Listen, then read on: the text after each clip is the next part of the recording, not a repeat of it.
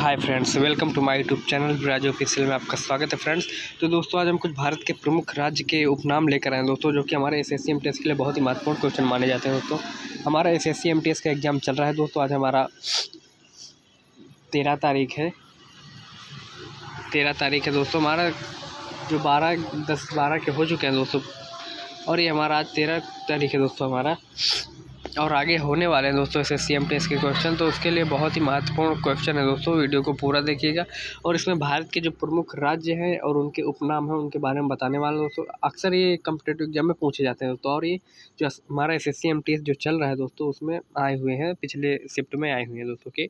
चलिए मैं बताता हूँ दोस्तों कौन कौन से आए हुए हैं, वीडियो को पूरा देखिएगा तभी समझ में आएगा। चलिए देखिए पहला क्या दिया गया था दोस्तों, देखिए चलिए बताता हूँ मैं। देखिए इस पहला क्या दिया गया है कि ईश्वर का जो निवास स्थान है दोस्तों किसे कहा जाता है। देखिए जो ईश्वर का निवास स्थान दोस्तों हमारे प्रयाग को कहा जाता है। किसको कहा जाता है दोस्तों? प्रयाग को। ओके चलिए अगला देखते हैं, अगला क्या किया जाए। देखिए 5 नदियों का जो भूमि है दोस्तों, पूरे 5 नदियों की भूमि है दोस्तों, उसे पंजाब कहा जाता है। देखिए पंजाब मतलब 5 नदियों की भूमि को ही हम पंजाब के नाम से जानते हैं दोस्तों के। चलिए अगला देखते हैं दोस्तों, अगला क्या दिया गया। देखिए 7 टापुओं का नगर, मतलब 7 टापुओं का नगर कौन सा है दोस्तों? मुंबई। इसके हम 7 टापुओं का नगर मुंबई के नाम से जाना जाता है दोस्तों के। देखिए अगला क्या है, अगला है दोस्तों बुनकरों का शहर। बुनकरों का शहर किन नाम से जाना जाता है दोस्तों? पानीपत के नाम से जाना जाता है दोस्तों के। चलिए अगला देखते हैं दोस्तों, हमारा बंगलुरु को किस नाम से जानते हैं दोस्तों? अंतरिक्ष का शहर। हमारा अंतरिक्ष का शहर दोस्तों बंगलुरु को नाम से जानते हैं दोस्तों के। चलिए अगला देखते हैं, अगला क्या दिया गया दोस्तों। अगला ये दिया गया है कि जो डायमंड का हार्बर होता है दोस्तों उसको किस नाम से जानते हैं? कोलकाता।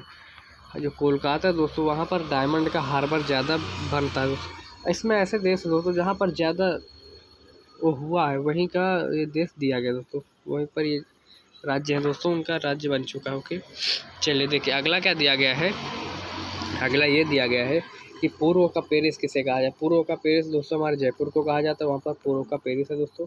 देखिए इलेक्ट्रिक नगर दोस्तों बंगलुरु को कहा जाता है, और भारत का प्रवेश द्वार भी बंगलौर को कहा जाता है दोस्तों के। भारत का जो प्रवेश द्वार होता है बंगलौर को कहा जाता है। ओके देखिए जो पूर्व का वेनिस दोस्तों कोच्चि को कहा जाता है। ओके चलिए अगला देखते हैं, अगला क्या दिया गया है कि भारत के जो पिट्सबर्ग है दोस्तों, भारत का जो पिट्सबर्ग है वो जमशेदपुर को कहा जाता है। किसको? जमशेदपुर को। के अब देखिए भारत का जो मैनचेस्टर दोस्तों, भारत का मैनचेस्टर दोस्तों हमारे अहमदाबाद को कहा जाता है। किसे कहा जाता है? अहमदाबाद को। अगला मसालों का जो बगीचा है दोस्तों केरल, क्योंकि केरल में बहुत ज़्यादा मात्रा में मसाला की उत्पत्ति होती है दोस्तों की। चलिए अगला देखते हैं, गुलाबी नगर दोस्तों जयपुर को कहा जाता है। वहाँ पर गुलाब की तरह आदमी भी हैं और शहर भी है दोस्तों के। चलिए अगला देखते हैं, क्वीन ऑफ डेक्कन पूना को कहा जाता है दोस्तों। भारत का हॉलीवुड भी दोस्तों मुंबई, क्योंकि यहाँ पर हॉलीवुड के एक्टर्स या साउथ के एक्टर्स सभी प्रकार के एक्टर्स भी यहाँ रहते हैं, और ये शूटिंग भी अपनी मुंबई में ही होती है दोस्तों की। इसलिए जो भारत का जो हॉलीवुड है दोस्तों मुंबई के नाम से जाना जाता है। ओके चलिए अगला देखते हैं, झीलों का नगर दोस्तों किसे कहा जाता है? श्रीनगर को। झीलों का नगर श्रीनगर कहा जाता है दोस्तों, क्योंकि श्रीनगर पे झीलें बहुत ज़्यादा मात्रा में होती हैं दोस्तों के। फलोद्यानों का स्वर्ग, देखो फलोद्यानों का जो स्वर्ग है दोस्तों सिक्किम को कहा है। सिक्किम में बहुत सारे फल, आज जो भी फल इधर आते हैं दोस्तों हमारे भारत में यूपी साइड में, सब सिक्किम राज्य से ही आते हैं दोस्तों के। चलिए मैं अब ये समाप्त होता है। देखिए मैं कुछ जनरल नॉलेज के बारे में बताने वाला हूँ दोस्तों, जो कि काफ़ी स्टूडेंट को ये नहीं पता हो कि आखिर में जनरल नॉलेज होता क्या है दोस्तों। उसका तो ये मालूम कि हाँ जनरल नॉलेज पढ़ लो, कॉम्पिटेटिव एग्जाम दे लो, आप पास हो जाओगे, लेकिन उनको ये नहीं मालूम कि जनरल नॉलेज होता क्या आखिर में। मैं आपको पूरा बताने वाला हूँ दोस्तों के कि जनरल नॉलेज होता क्या। चलिए देखिए क्या दिया गया है, जीके की फुल फॉर्म जनरल नॉलेज होती है, और इसे हिंदी में सामान्य ज्ञान कहते हैं। जीके का मतलब होता है ऐसी जानकारी जो नए और पुराने इवेंट्स पर आधारित हो। ऐसे ही महत्वपूर्ण जानकारी का सामान्य कहा जाता है दोस्तों।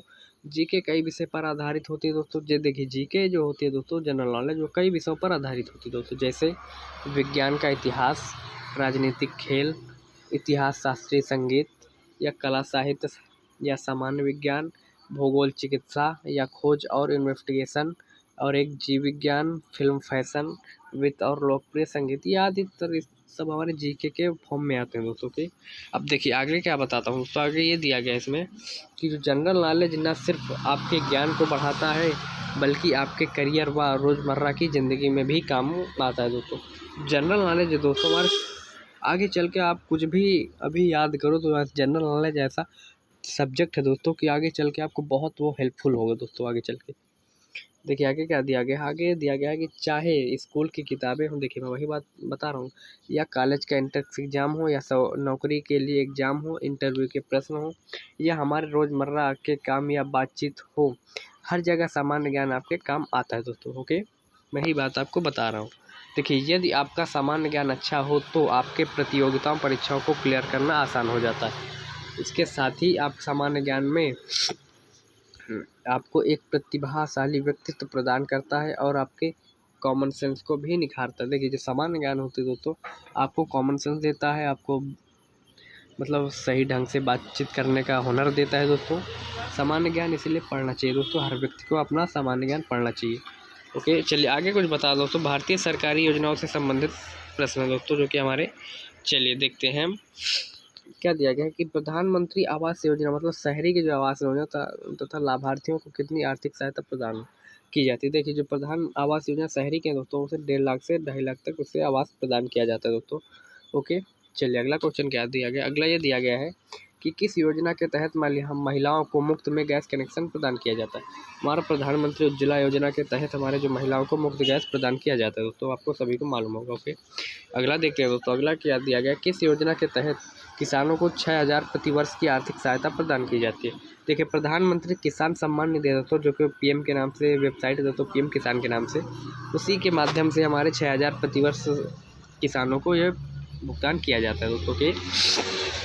चलिए अगला देखते हैं दोस्तों, अगला ये दिया गया है कि किस योजना के तहत लड़कियों को 12वीं कक्षा में 15,000 रुपये की आर्थिक सहायता प्रदान की जाती है। देखिए जो सुकन्या समृद्धि योजना बनाई है दोस्तों, उसी के तहत हमारे 12वीं कक्षा में जो लड़की पास होती है उनको 15,000 रुपये का आर्थिक विकास प्रदान किया जाता है दोस्तों के।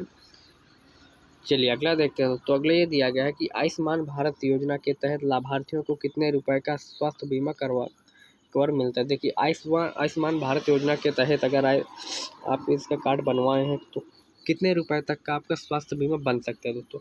देखिए इसका दोस्तों 5 लाख तक का आयुष्मान भारत योजना के तहत हमारे 5 लाख का बीमा बनवा सकते हैं दोस्तों के। चलिए अगला देखते हैं, अगला ये दिया गया है कि बेटी बचाओ बेटी पढ़ाओ योजना का लक्ष्य क्या।